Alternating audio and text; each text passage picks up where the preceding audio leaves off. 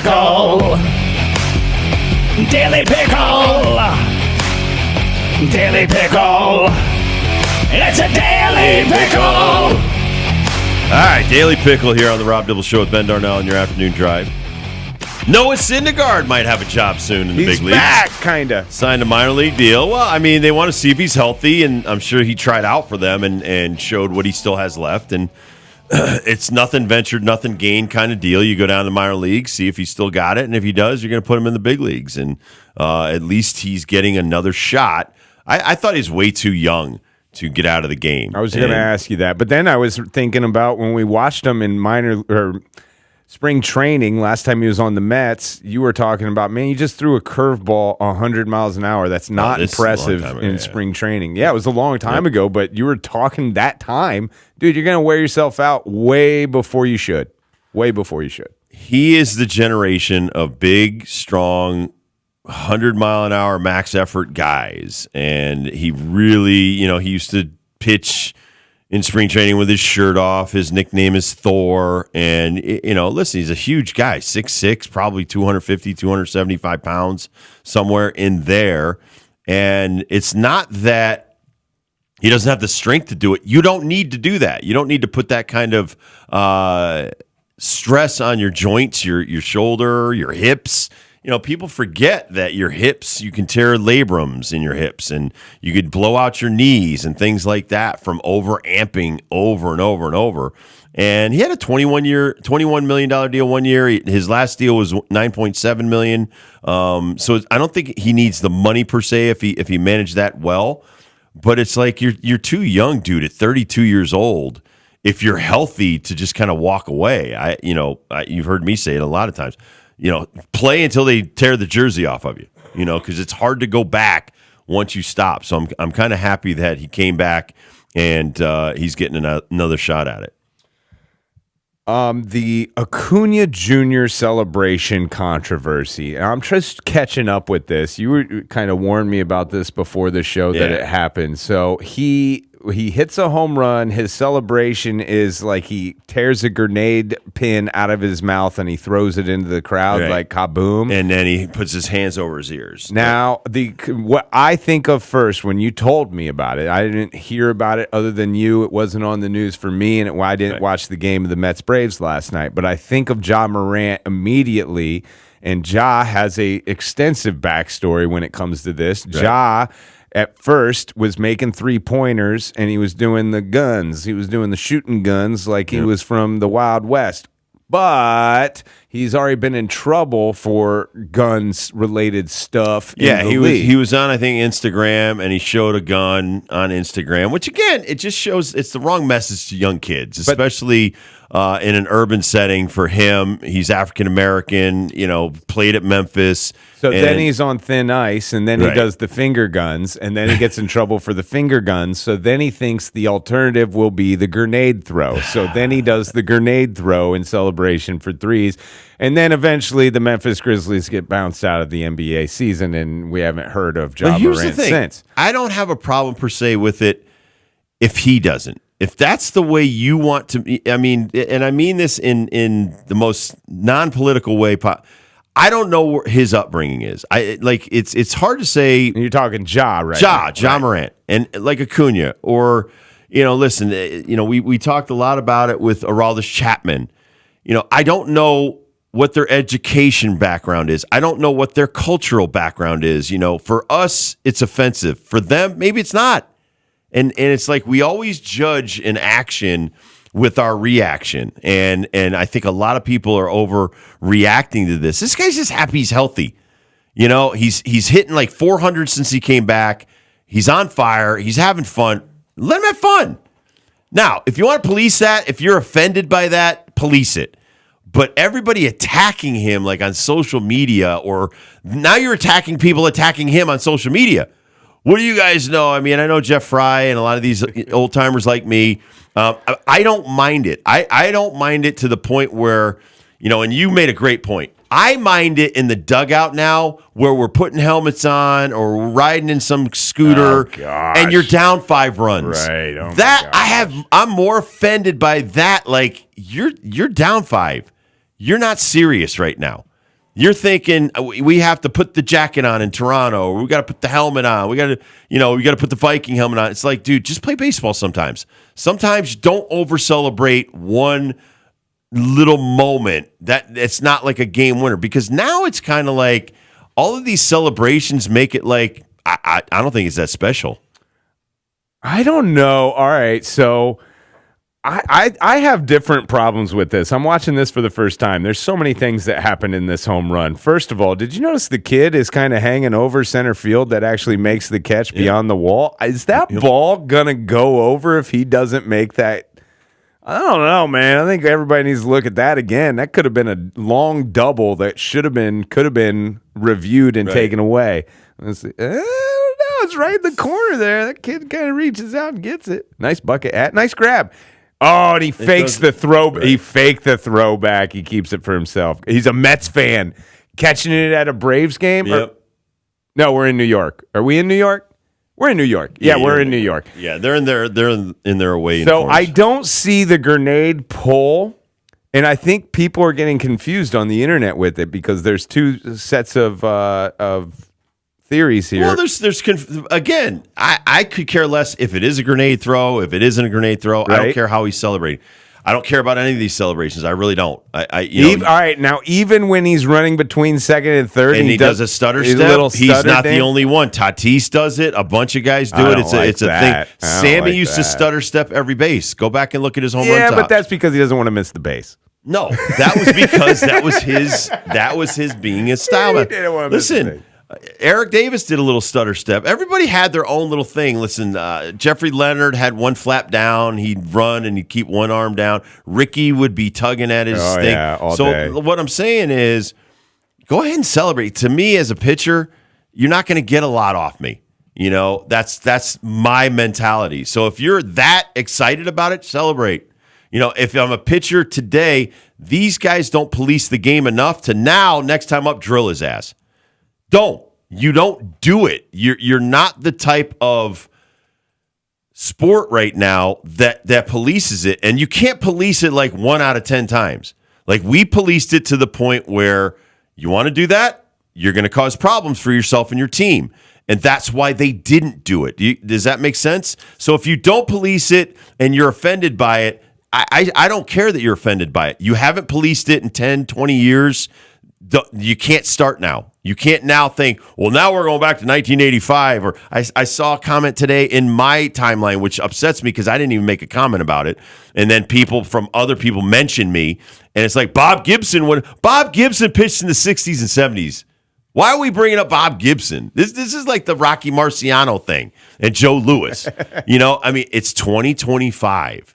These guys, 10 years ago, I remember when Bryce Harper, let the kids play. Let them play.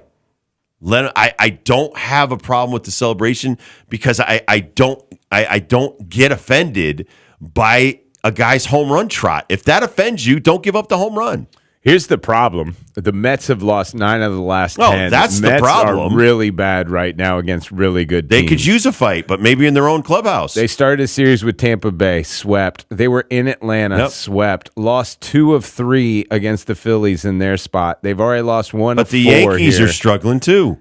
Listen, it's ebbs and flows. It's dips and I like highs the and Yankees lows. neighborhood a lot more than I like the Mets neighborhood. The Mets have these Braves that Acuna Jr. By the way, another and problem the Phillies, for the Mets. And don't ever forget those Phillies. Man. I won't They're forget filthy. the Phillies. They are very good ball clubs right there. But Acuna Jr., I'm not worried about the home run trot. I'm worried about the 390 average. This dude is back. Yeah, the Braves are still 5 underwater. Ready to play.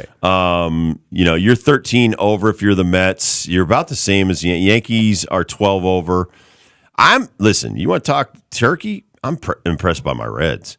They're 43. They're 41 and 38. Stop. Terry Francona's got them 5.5 out right now. Let me see the wild card. Yeah. I think they're right around the wild card. Oh yeah, they're going to. They're not. The Reds are 2 out of the wild card. If they are sellers this year, you should disown They don't have a good team. Through and through, they have some stars. They have some solid players. But, man, if you had kept some dudes like Eugenio Suarez, who's going to be an all-star. He's been a just monster bat for years, and I don't care if he hits 200. You hit me 40 bombs and drive in 100 every year, Yeah. I want you on my team. Top 5 in home runs. And what was I telling you? Nick Allen, who can't hit a lick, throws me back to Ozzie Smith, where he's got 2 errors, and he gobbles up everything for the Braves up the middle. He is, one of the best fielders you haven't heard about yet. But every time I watch that kid play, he gets better and better and better. And so that's what I'm talking about, man. These teams that play great defense, these teams that can win close games, they're going to be in the postseason. That's why you should worry about the Braves. Yeah, and I think good coaching too, man. I think you're seeing that all around the league. Some of these teams is like, wow, what's going on with them? They don't have anybody. They got a great coach, and they've been teaching baseball stuff. When you talk about Washington, I was watching before, I think it was before the Yankees series. He's teaching bat boys stuff during his time. Like, he's got his uniform on, his work is done, and he gets personal with everybody that works there, and he knows one of his bat boys is playing in a wood bat league and wants to get more work done. And Washington's like, man, I'd be happy to hit you fungos. And like that kind of little thing. That's why I coach. That's teaching baseball. If you're looking or wanting to learn, I'll teach anybody. I'm not going to charge you. But that's a big part of it, too. Like teams and players that actually have the humility to say, I'm not the best, and I would love to learn from you. And I can always get better. I need more work. I mean, that to be humble is a huge quality in life.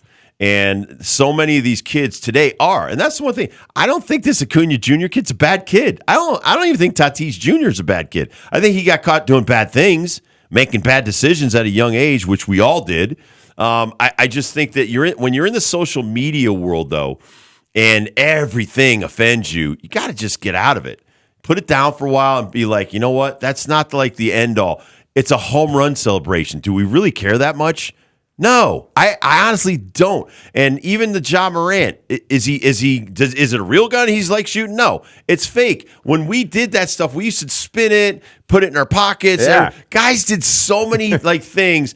And honestly, if none of that stuff ever offended me, I could really, it was more or less when people mouthed off and didn't do anything. I was on Bill Ryder's show this morning, and there's one kid the other day that is popping off at the pitcher, and that used to offend me more. If you don't like me or you think I did something intentionally to hurt you, let's fight, because I know I didn't.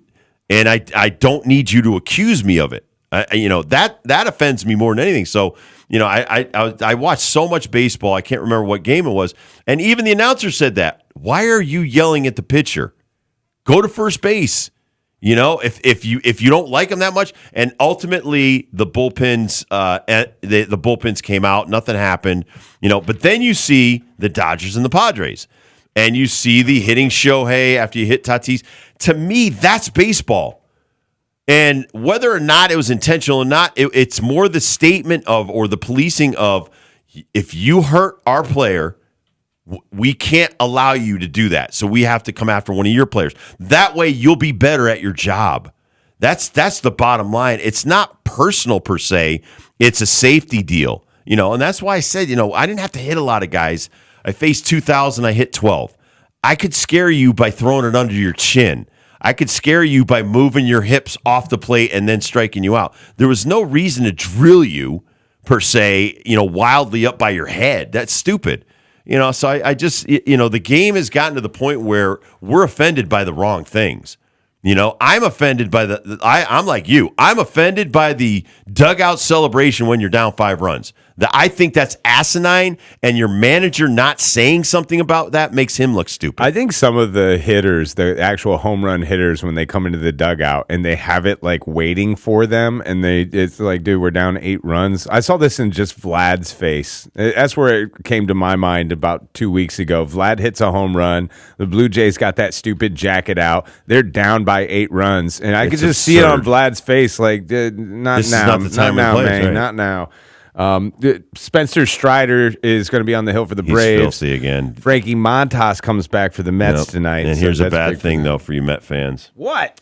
Sean Manaea was shut down. He's been shut down for the next 3 days. An MRI revealed a loose body, a bone chip in his elbow. They'll either have to go in and get it, or they'll say he can continue to come back. That's not the end of the world. No, it's not. We all have loose bodies in our knees and elbows. It's just if it's impinging though, and it hurts and it gets swollen, then that's a different. You just story. want to keep your rotation solid, man, all the way through. And Mania, But it's tough, man. You're 77, 79 games in. You're approaching the All-Star break.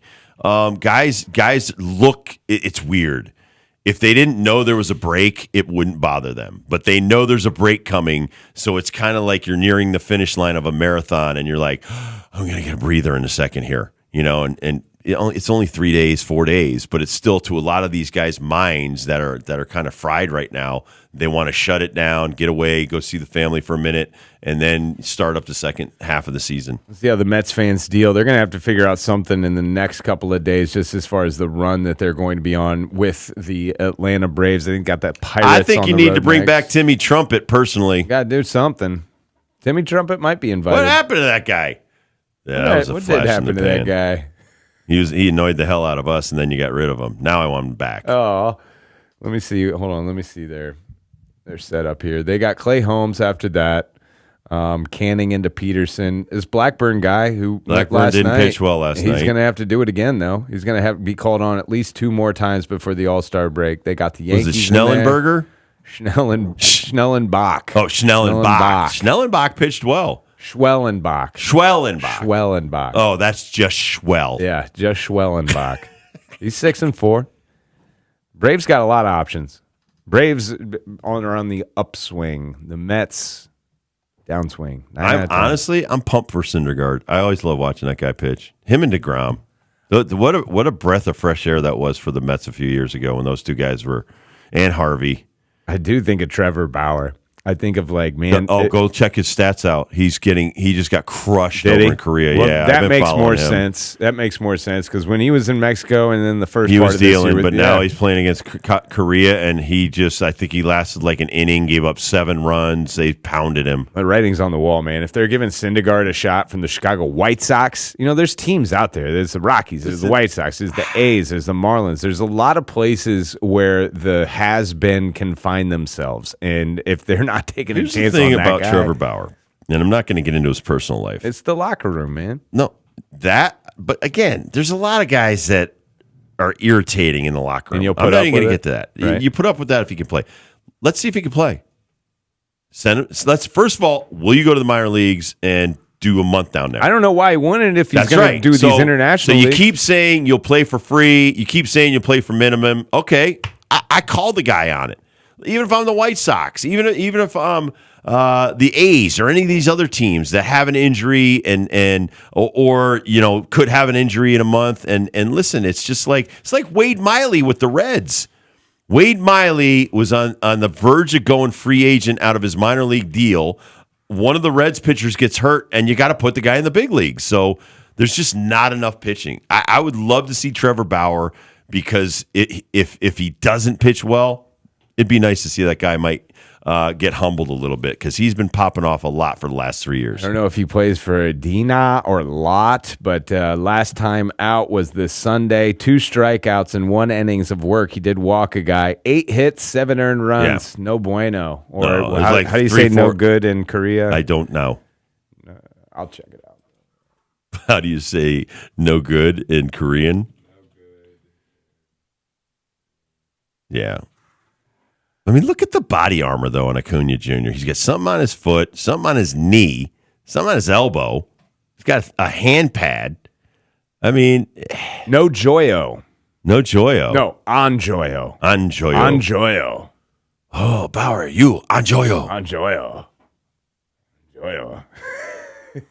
By the way, they demoted Acuna, his brother. I saw from the that. I Mets, heard yeah. that from Susan yesterday on the Clubhouse report. Campbell went down.